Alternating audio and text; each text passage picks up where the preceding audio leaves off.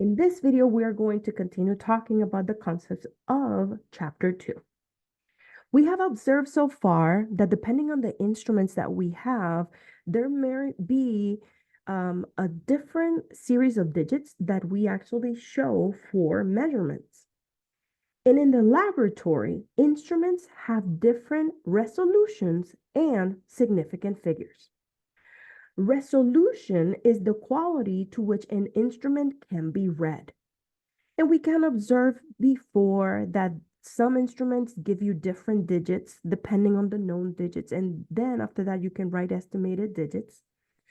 But we can see that when instruments give you different series of digits, this actually relates to a concept that we know in chemistry as significant figures.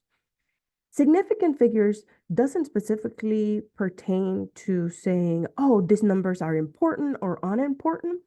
Significant figures is related to measure numbers because that expresses the digits that carry meaning, specifically related to the resolution of an instrument.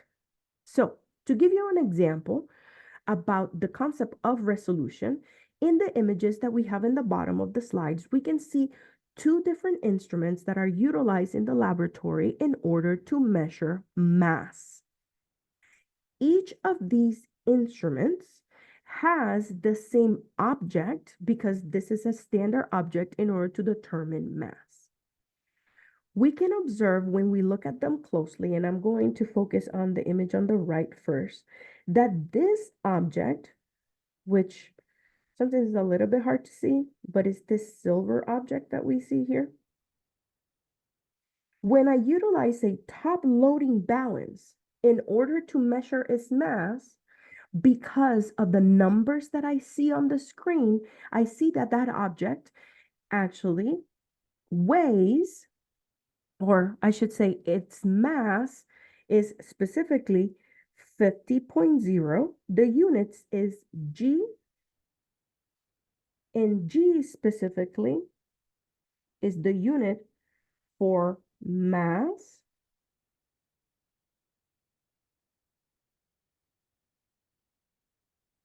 and this stands for grams. If I take the same object and then I put it in another instrument for measuring mass, for example, an analytical balance.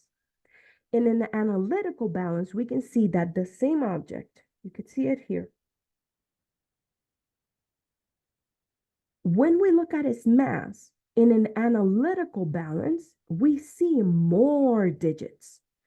And then it says that the mass of this is 49.9988 grams. Now, understand that it's not that the object is incorrect or the instrument is incorrect.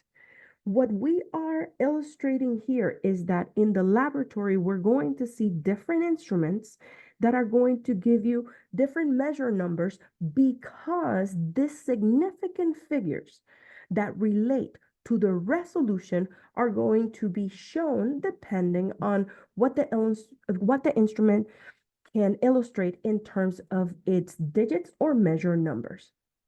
Now, in these two images, we can only say that because the analytical balance shows you more digits, it has a larger resolution or a better resolution compared to a top loading balance. But understand, both of these instruments are commonly used in the laboratory because they are good at what they do. It's just the analytical balance is going to show you more digits. One of the things that you should remember is that, for example, in instruments like this, in which the numbers are shown in the screen, you write down as a measure number all the numbers on the screen. Here, you don't need to write an estimated digit. Here, the estimated digit is going to be the last digit in the shown measurement on the screen. So you don't have to guess. Already, the measure numbers are given to you. When we have the significant figures in measured numbers, understand that there are rules in order for us to understand which digits are going to be carrying meaning for these measurements that we do. In table 2.2, it has been summarized. How do you determine what are the significant figures in different measurements that are given? I'm going to go through the rules. There's basically this is divided into two. The first part of the rules tells you when something is significant. The bottom part of the rules tell you specifically when zero is not significant. So let's go through rules 1A, 1B, 1C, and 1D. So when is a number significant? Well, in letter 1A, this basically says that when a number is not zero, which at times we know them as non-zero digits, then that number is going to carry meaning in that measurement, okay? Then it comes to the rules of when is it that zeros are significant in a measurement. There's basically two ways in which we can determine, yes, that zero is specifically significant in that measurement.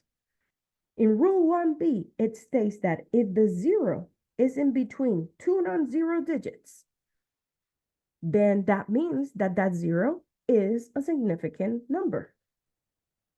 Now, when it comes to a zero at the end of a decimal place, let's understand that this is specifically when a zero is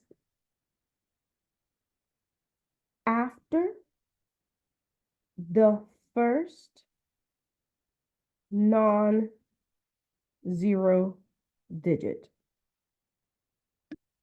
So not only the zero needs to be after a non-zero digit, we also need to have a decimal number written.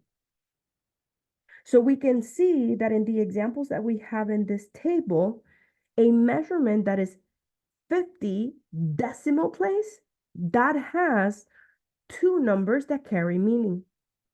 In the measurement 25.0, and then this is degrees Celsius, that measurement has three significant digits.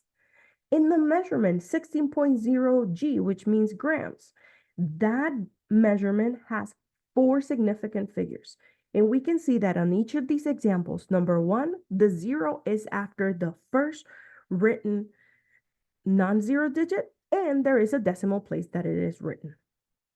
We haven't talked about scientific notation, but understand that any number that it is before the times 10 which is known as the coefficient. So let me highlight it for you. The coefficient is these digits. Those are the significant figures in that measurement. Now, with that, when is it that a zero is not significant? Well, when a zero is not important, I shouldn't say important. A zero is not going to carry meaning when it is a placeholder.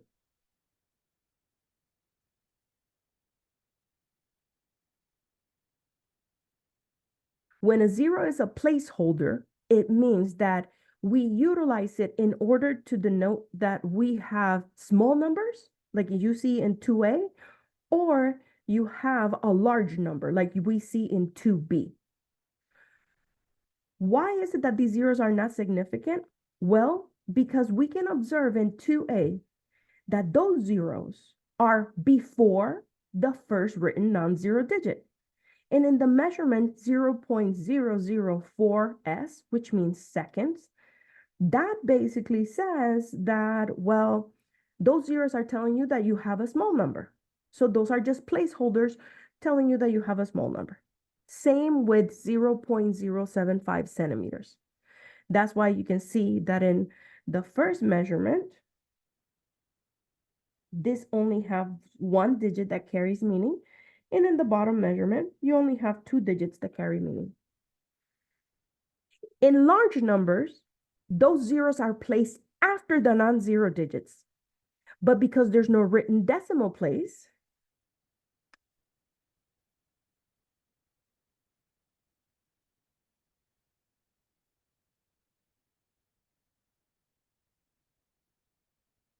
then we can observe that these zeros are just telling us, hey, we have a very large number. So when we have that first measurement of 850,000 m, meaning meters, then understand that there's only two digits that carry meaning. Those zeros are just placeholders. Let's actually practice looking at measurements and determining how many significant digits those measurements have. On page 61 of your textbook, we have problem 2.10. As you can see, we have different measurements, and we're going to determine how many significant figures are present in the following measurements. On letter A, it reads 3.1416 m, which means meters. On letter A, because all of those digits are non-zero, that means that this has 5 significant figures. My shorthand for significant figure is SF. And we can see that we have 1, 2, 3, 4, 5 digits that carry meaning because all of them are non-zero. Let's do as an example, letter B. In letter B, we have, that's a large number, 596,007,00 G, which is grams. Now, here we must note that in letter B, there's no written decimal place. So, since we don't have written decimal place, we can observe that specifically this zero and this zero is in between non-zero digits. So that means that they carry meaning. And on the other hand, this zero and this zero are after the first non-zero digit. So that means that those zeros at the end do not carry meaning. They are just placeholders.